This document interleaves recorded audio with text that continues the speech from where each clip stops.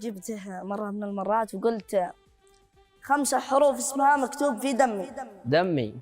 النون والميم والياء والألف واللام. هذا اليمن موطني وهي أبي وأمي، من دونها صرت تايه في حلموها. في السلم أنا السلم وأنا دائما سلمي، لكن في الحرب أنا المقدام والضرغام.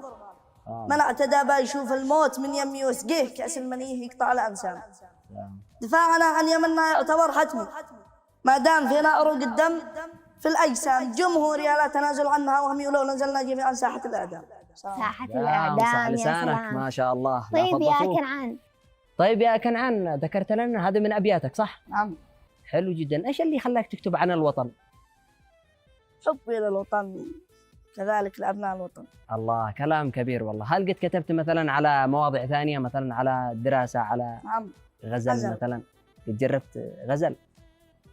غزل، ولكن الغزل أنواع. طيب ايش رايك تسمعنا غزل؟ في غزل. طيب.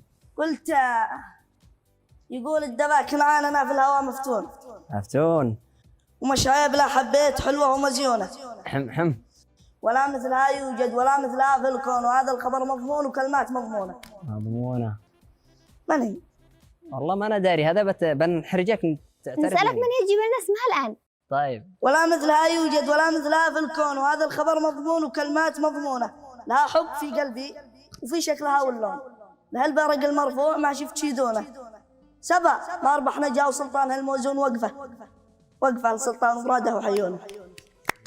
يا سلام، قصيدة رائعة جدا. هي مملكة سبا، ومملكة سبا أكيد هي محافظة مأرب، محافظة التاريخ والحضارة.